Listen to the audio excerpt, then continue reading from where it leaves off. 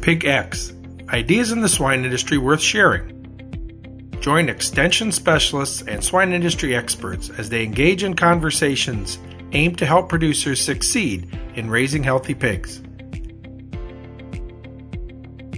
Welcome to episode 2 of the PigX podcast. I'm your host, Delaney Howell. If you haven't yet listened to episode 1, stop now, go back, and listen to that episode first. For those of you who have listened, welcome back. During this episode, Dr. Stewart of Purdue University will be joining to tackle the important topic of colostrum management and intake in piglets. My background is I am an animal scientist, reproductive physiologist by training. So I did my master's and PhD at North Carolina State, and then actually worked in the human medical device field for a couple of years before coming to Purdue and joining the animal science faculty at Purdue. So I've been at Purdue now for 6 years, and I predominantly work with male and female reproductive management. On the pig side, I dabble a little bit on beef cattle reproductive research as well. I got involved in the research looking at mortality, mainly because Jason Ross at Iowa State and I are on some of the same committees and things throughout the country dealing with reproduction in pigs. And I knew he was kind of thinking about putting a proposal together, and the neonatal piglet and colostrum management had been an area I had been actively researching here at Purdue. And so I reached out to him to see if I could maybe join their group to cover the neonatal piglet survival and mortality portion of the grant. As Kara just mentioned there, she was the perfect fit for this project when it came to neonatal care in piglets. From birth until weaning, her research is helping to further the knowledge swine industry workers have about that vitally important piece of a piglet's life. Because as many of you know, that period from birth until weaning is one of the most critically important pieces to determine how a piglet's life will go. Let's hear from her what colostrum is and why it weighs so heavily on a pig's life. So colostrum is the first milk, and it is produced actually by the sow during the end of gestation. So it is present in her teats when piglets are born. It's made up of all the nutrients that the pig would need to survive. So fat, protein, carbohydrate, vitamins, minerals, all of that is a complete diet for the piglet. But there's also really special things in colostrum that help those piglets survive and thrive. So the most important thing in there is immunoglobulins. And it's a big word that basically describes how the mother passes immune protection or disease protection on to her offspring. So pigs actually don't have good transfer of immunity from the mother to the piglet when the piglet is in utero or in her uterus. But after birth, the milk is what is used in pigs to transfer antibodies and immunoglobulins to the offspring from the mother. So it's really important that these newborns drink the milk to get that immune protection because it really prevents disease. The other thing that's really important about colostrum is its fat content. And that's what basically gives the piglet energy to increase its body temperature after birth. So you can imagine that a piglet is inside its mother's womb and her body temperature is about 101 degrees Fahrenheit. And when the piglet is born, it enters into a barn, and that barn is usually somewhere around maybe 70, 75 degrees. And so that's a big change in temperature, and the piglet is born pretty wet with a lot of the placental fluid on their body. Their body temperature drops a couple of degrees right after birth, and they need to quickly warm back up so that they can go drink milk. And part of the colostrum is a high fat content that gives them the energy they need to want to come back and continually nurse and raise their body temperature back up. Just like in piglets, babies of all species need milk from their mothers, or a highly nutritious substitute to ensure they are set up for a long, healthy life. Kara's connection to colostrum and newborn piglets started as a really personal connection, and as she shares, was really sparked by the birth of her own kids. I got really interested in milk in general, partially because I have 4 children and I lactated 4 times myself. And then additionally, because we really see in pigs that colostrum or that first milk is really, really important for survival. And we also started to see some research coming out of U.S. Mark and some other groups that showed these really long-term impacts of piglets having enough colostrum in the first 24 hours of life. And it wasn't just to get them through weaning, but had these impacts that go on further and further. Dr. Stewart and her team set out then to tackle the question, how can you tell if a piglet has had adequate amounts of colostrum? Because as she shares, you can't tell just by looking at a piglet if they're getting the colostrum and nutrients needed to set them up for the duration of their life. Our group wanted to look at whether we could identify piglets that have consumed adequate amounts of colostrum, because you can't really tell just by looking at them. And the tests that were being used required a blood sample. So we wanted to find more of a non-invasive measure or method to take a sample from a piglet and determine whether it had adequate colostrum. So that was kind of our first kickoff point to start really researching the impacts of milk. So we started looking at rearing colostrum-free piglets versus piglets that nurse their mothers, and tried to find markers of colostrum intake by using little swabs in their vagina. So just taking cellular samples from their vagina and seeing if we could find markers of colostrum intake in those piglets. This research, as Kara is alluding to, can be very difficult work and harder yet to tell if piglets have had enough colostrum. But this advanced science will one day be very helpful in identifying colostrum markers and signs for producers to be able to implement and use in their operations. We're continuing with that research today. We have found very different proteins and lipids present in the vaginas of piglets that consume adequate versus no colostrum. So now we're working with a low colostrum model, enough to make them survive, but definitely not above what we think is enough for them to thrive. So we're continuing to do that. And so my role in this grant is going to be looking at management practices in the barn during the time when the piglets are suckling their mother, and find out ways that we can increase colostrum intake in the piglets during that time. Okay, so let's review. Today's guest, for those of you who are tuning in or coming back to this episode, is Dr. Kara Stewart of Purdue University. Dr. Stewart and her team have been working on colostrum intake studies from piglets until weaning. As Kara has shared with us, it's really hard to identify if a piglet has had enough colostrum or the first milk, so her portion of the grant has focused on researching the impacts of the first milk. There's a lot of complex science behind colostrum and what it can do for piglets, but one of the most important components is colostrum's ability to pass a mother's immune protection to her offspring, which really helps to prevent diseases in newborn piglets. But as Dr. Stewart shares, there is still so much unknown about the benefits of colostrum. The other thing that we've been doing a little bit of research with in colostrum is what we call bioactive factors. And these are other things in colostrum, mainly that we don't really know what their functions are, but we're just beginning to see some research come out that starts to investigate some of these other components. And these other components are usually things like hormones or growth factors. And what we have seen is that they're present in the mother's milk. And when the piglet drinks the milk, that component or bioactive factor actually has some sort of a major impact in the piglet's body. So, for example, there are some hormones present in the milk that actually act directly on the baby piglet's reproductive tract and can alter gene expression and do some final maturation steps of the reproductive tract of the offspring. So I think it's kind of like this big unknown world of these bioactive factors in milk that we have a lot to do to understand what all their roles are. Wow, colostrum certainly plays a huge role in piglets' lives. Just like Dr. Stewart mentioned, there are still some unknown components of the importance, but just think about all it can do for a piglet's life based off the research she and her team have studied. Just like other mammal species, sows' colostrum quality and quantity can vary pretty drastically, which also play a role in swine production at birth.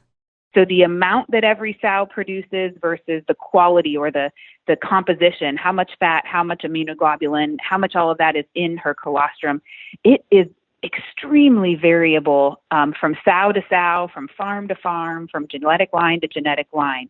We just completed a research trial at Purdue where we estimated just like the percent of fat in the colostrum, and we found ranges from like 5 to over 20% fat. So the composition is just incredibly variable. And when we walk a barn and we look around at a sow, we don't really know how much colostrum or what volume of colostrum she's actually producing. And it's the amount she produces is not related to the number of piglets that she has, because it's produced in gestation and not produced during lactation, where, whole milk is going to be more if she's nursing more piglets. Once the colostrum converts into whole milk, if there's more piglets nursing, she'll produce more milk. But with that first milk, it's not dependent on the number of piglets. And so the other thing is that colostrum is really only produced for about the first 24 hours, and then it starts to convert into whole milk. And even during that 24-hour window, the composition of the colostrum changes over time. So from the birth of the first piglet, even within the first 12 hours, the immunoglobulins have gone down by almost 50% in the colostrum because it's already starting to transition to whole milk. So, one of those buzzwords you may keep hearing Kara refer to are immunoglobulins, which at first blush you may think are important only to swine species, but actually are present across many different species that allow protection of the offspring, with just a few key differences. Consistent across species that the colostrum portion of milk contains a lot of globulins and immune protection to the offspring. But the difference is whether the species actually gets a lot of that during pregnancy or not. So in humans, for example, there's a lot of transfer from the mother to the offspring during pregnancy. So the human babies are born with a good amount of immune protection because they get it from the mother's blood during pregnancy. The pig's placenta is different than the humans, and just enough so that these large molecules don't transfer across the placenta as efficiently. So the pig is born pretty naive of immunity compared to humans, and it really, really requires that milk in order to survive. So depending on the type of placenta, kind of dictates how much the newborns are actually born with in that species versus how much they rely on the milk. But the colostrum from all of the milk-producing species is usually very rich in immune protection to try to help those offspring. To reiterate what Dr. Stewart just shared here, pigs are born pretty naive compared to humans, meaning piglets don't have immunity to protect themselves yet at birth. That first milk allows piglets to armor themselves with nutrients and disease protection that their mother sows share with them through the colostrum. The science behind this data is one thing, but what does it actually mean in practice? And what can you do to get a piglet to physically drink more colostrum? What do you do to try to get piglets to drink more colostrum? And that's really the big take-home message today is we have to focus on management practices that work and that increase the piglet's chance of getting to the teat and drinking milk. So if you go back to that environment, you think about how that piglet is born. It's cold, it's wet, it's on the back end of the sow. It has to make its way to the side of the sow, and then it has to compete to get teat space. So if it's the first piglet born, it has no competition at the udder, and it can go drink out of whatever teat it wants. But if it's the last piglet born, all of its brothers and sisters may have already taken up its space, and they really have to compete to find a teat and get their good drink of colostrum. So you can imagine that there's a lot of variation in birth weight and the size of the piglets, and so those bigger pigs can sometimes really take over and get a lot of colostrum, where the little pigs or the lighter birth weight piglets don't get to drink as much because they can't compete up there. They also just can't physically drink as much, and their suckling stimulus isn't quite as hard, so they don't extract as much milk from the mother's teat as those big, hardy, go-get-'em piglets in the litter. Being present and having someone physically at the birthings can go a long way in ensuring that there's a little less competition at the teat. But there are a few other things that we can do to increase colostrum intake and help newborn piglets. Again, these are some take-home messages that are simple in nature but always good for a little refresher about practices we should be implementing in our operations. So some of the things that we do to try to increase colostrum, the first thing is to dry the piglets. So there's a couple different ways to do that. You can just use bath towels, paper towels, or powder drying agents. And the thought behind that is that if you have a piglet born cold and wet, if you dry them up and warm them up, they will go to the udder faster and get colostrum faster. Some of the other options are what we call split suckling. And that is done two different ways. One way is to take the biggest piglets off of the sow and put them in a nice warm environment while the little piglets get free access to the underline to make sure that you're removing the competition for them at the udder. The other option to split suckling would be to let the firstborn piglets get a good drink of milk and then put them in the warming box while the later born piglets, as they're born, they then get free access to the underline as well so that they can get a good drink. While these measures don't necessarily guarantee a reduction in mortality rates, there are a few key distinctions. Data does show that drying piglets increases body temperatures. However, research has been inconclusive whether or not it increases colostrum intake. But at the end of the day, producers have some of the most insight into farrowing activity. And while somewhat anecdotal, mortality rates have definitely decreased among producers asked. The issue has been recently, there's been some data coming out that hasn't shown a direct benefit of some of these management practices to increasing colostrum consumption. So when we talk about trying to reduce mortality in this early period of life for these piglets, these management practices directly haven't shown maybe an increase in colostrum. But if you talk to a lot of producers that do them, they'll tell you that they've seen a reduction in mortality. And I think part of that comes to the concept of attended farrowings. So I think putting people in the barn, drying piglets for sure warms their body temperature up faster. And, practicing some of these things where we're putting people in the barn to manage the pigs during farrowing and the early couple of days of those piglets' life is definitely worthwhile and saves piglets. What makes this grant so unique is that researchers and scientists like Dr. Stewart are not only conducting their own research and experiments, but they're also constantly reviewing existing literature so we in the swine industry don't have to stay abreast of some of the more technical components. They also use them to guide current research, such as a study done in Brazil in 2014 that has weighed heavily on Kara's research. There's a couple really good research papers that have shown a cutoff at about 200 grams or about 200 milliliters of colostrum intake as a minimum. And below that, the survivability of piglets is not very good. And above that, the piglets have a very good chance of survival. And the research group out of Brazil in 2014 did a great paper where they looked at the relationship of the amount of colostrum consumed and birth weight with survival. So what was really fascinating with their data set was that they kind of confirmed they had something like above a 30% mortality rate in piglets that were lightweight and drank less than 200 grams of colostrum. The piglets that were heavyweight kind of didn't matter how much they drank. They tended to drink more than 200 grams anyway, but their mortality rates were only like 3%. But what was interesting was the piglets that were lightweight and still drank enough colostrum or more than 200 grams of colostrum, they had the same mortality rates as those higher birth weight piglets. So what that tells me is that we really need to focus in the barn on those light birth weight piglets. So kind of the scrawny little ones, we need to make sure they're getting their dose of colostrum, because if we can get them to have more than 200 grams, we increase their chance of survival quite a bit.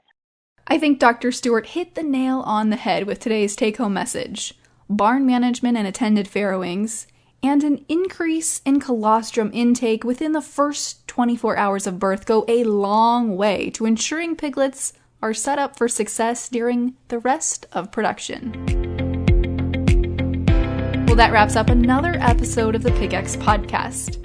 Episodes of this podcast drop the first Monday of the month, and the next regularly scheduled episode will be released August 3rd. So go ahead and hit subscribe now so you'll never miss an episode. And while you're taking the time to hit subscribe, do us one more favor. Go ahead and write a review for us as well. All comments are welcome so we can better serve the swine industry.